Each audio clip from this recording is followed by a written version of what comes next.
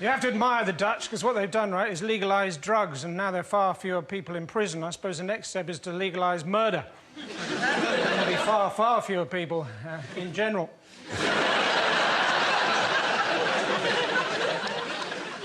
Sometimes, though, it's difficult to know if you remember something or you remember the photograph of something. I think my earliest memory is of being in America, standing over an air vent and my skirt billowing up. That's also very technique to go. Well done. Points there to Midland Jones. Come on back. Our next round is called If This Is the Answer, What Is the Question? On the board are 6 categories. Andy, which category would you like? Sport, please. OK, your category is sport. The answer is booze, blondes and dwarves. What is the question? What is the worst Earth, Wind and Fire tribute act on the circuit? Is it what were the news of the world after stories about when they hacked Snow White's phone? Why did Gandalf go missing for so long in Lord of the Rings?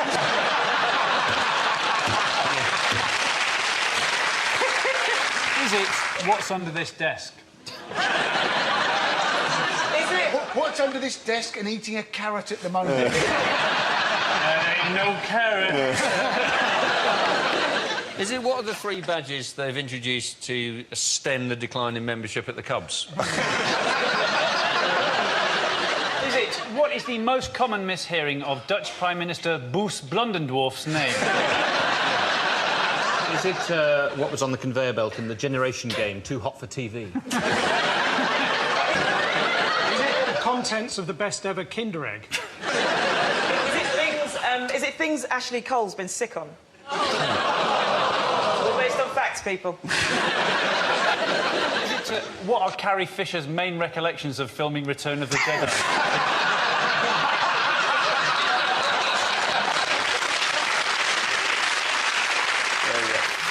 Is it name 3 reasons cited in the recent Cranky versus Cranky divorce case?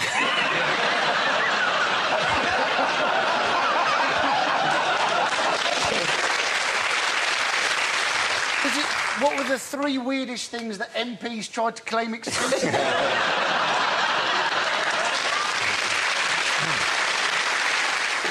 And you know the correct answer is? It's probably what have the England rugby team been involved with? That is something close like enough. That's that. absolutely fine. The question I was looking for is, what might the England team be best remembered for after this year's Rugby World Cup? England's World Cup campaign came to an end on Saturday when they were knocked out in the quarter-final in Auckland by France in a 1912 defeat. This saw a number of on- and off-pitch scandals with the team's boozy night out at a club which featured dwarf throwing, attracting widespread criticism in the press. And unbelievably hilarious nonetheless. It wasn't just dwarf thing, it was leprechaun night. I feel sorry for the dwarves. They've had it up to...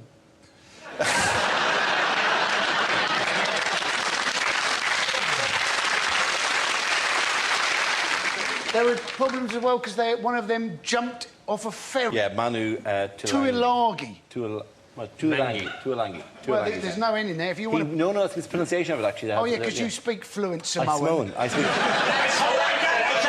Sorry, hang on. Why would I need to speak fluent Samoan? He's English. Well, sure. He says he's English, but he's in fact Samoan. He just owns a cat.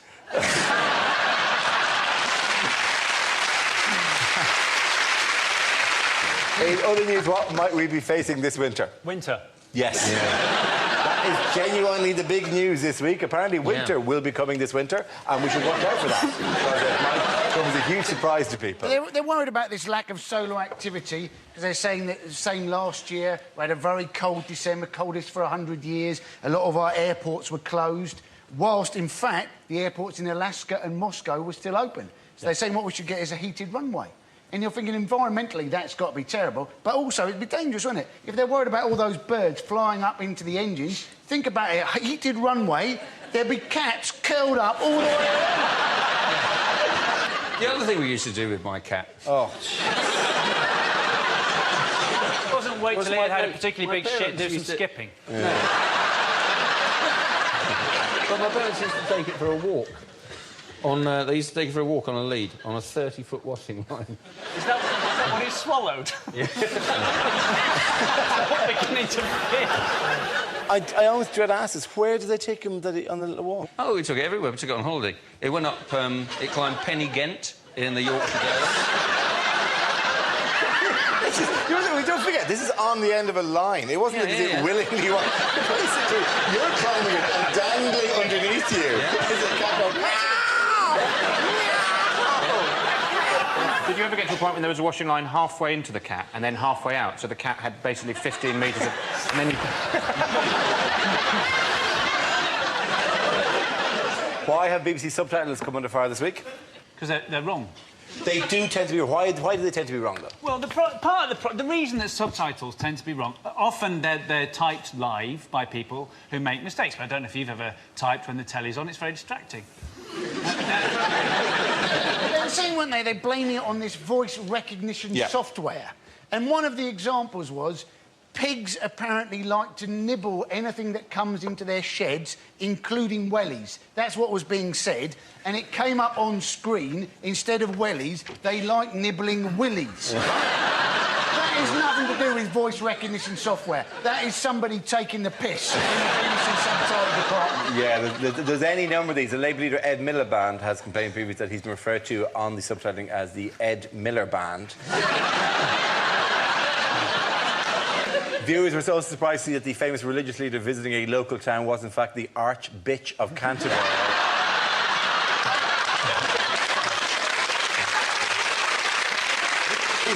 Ooh, call this a church? I don't think so.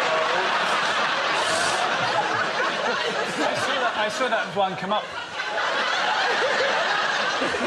Yeah, instead of That would be crossing great. itself. Yeah. Ain't no bitch become priest in my church.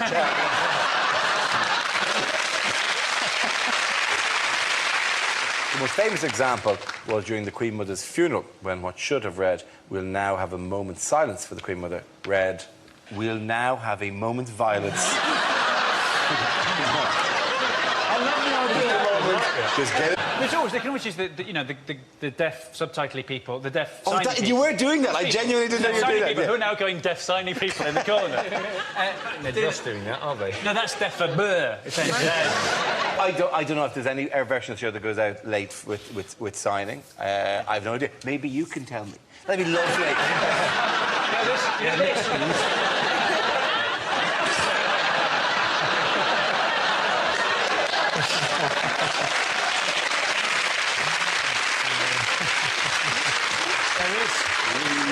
Please let that actually happen. What might we be tapping our elbow... Excuse me, I'll do that again, excuse me. Why might we be tapping that, for fuck's sake? Never see the subtitles coming up at the moment.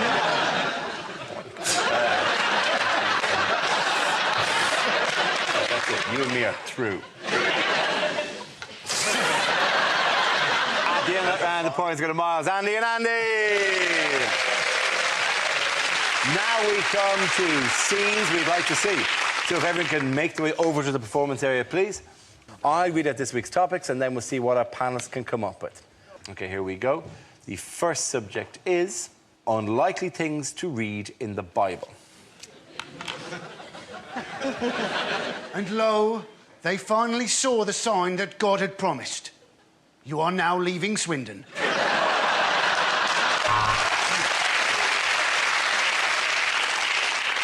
But when they got there, the tomb was empty. "Rikes!" said Scoob.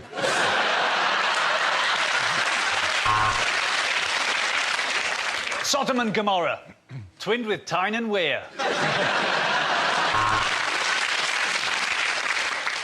And the children of Israel wandered round the desert for 40 years, until eventually Moses' wife said, "Are you going to ask for directions?"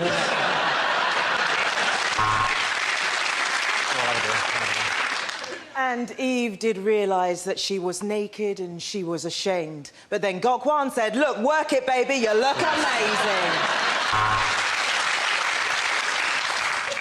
And Noah said, "If it carries on raining like this, we're going to have to eat the unicorns."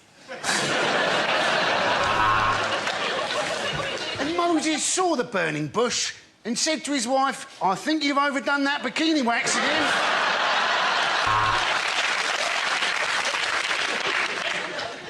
And David smote Goliath. He meant to smack him, but he was using predictive text.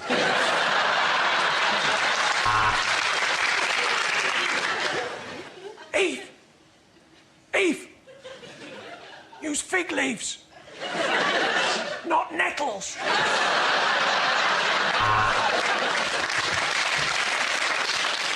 And the Lord said, "Shit, I've made a wasp!"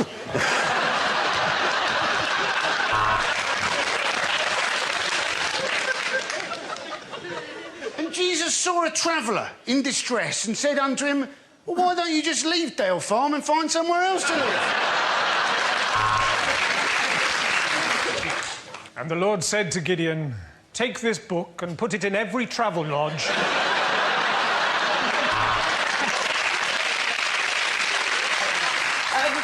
Listen, this is really awkward. I know there's a bit of a queue, but it's just that I'm not a really big fan of fish. Oh.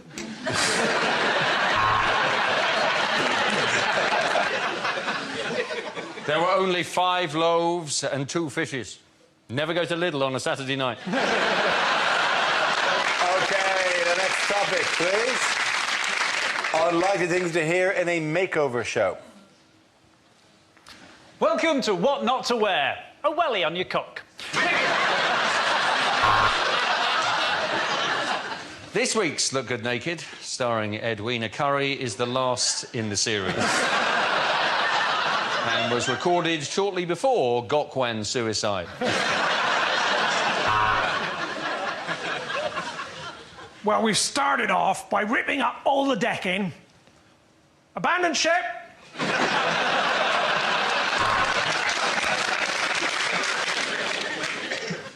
We are going to give you back all your confidence and your dignity as soon as we hoover the fat out of your arse.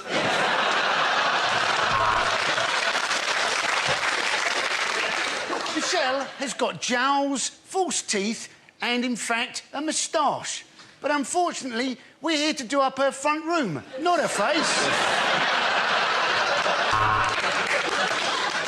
David and Jane wanted more space, so we've repossessed their house and they're living in the park.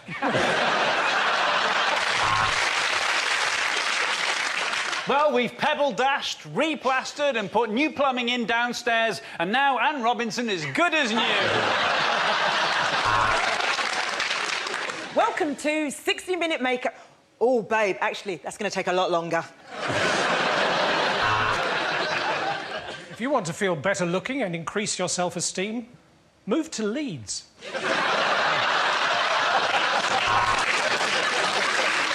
And today on Property Ladder, we're going to show you how to break into a property using a ladder.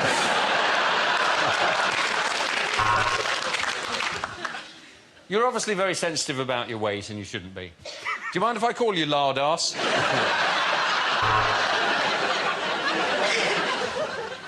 Well, Ian wanted a Renaissance look, so I've just set fire to a Catholic and taken a shit out of the window.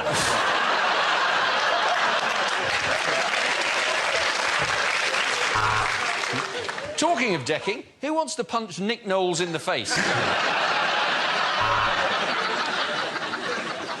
Today on 10 Years Younger, we're going to try and squeeze 9-year-old Amy back up her mother's womb. OK,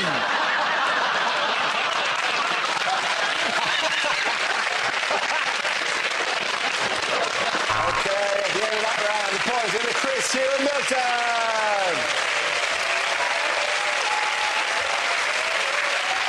And that's the end of the show. This week's winners are Andy Parsons, Andy Osho and Miles Jupp. Commiserations to Chris Allison, Hugh Dennis and Milton Jones. Thank you for watching. I'm Darren Green. Good night.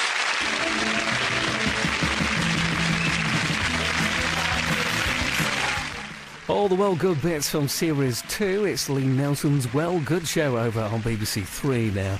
And tomorrow night, a show filled with bright ideas. QI gets inventive at 10. Next, the first interview with an MP jailed over the expenses scandal and new questions for the Defence Secretary in Newsnight.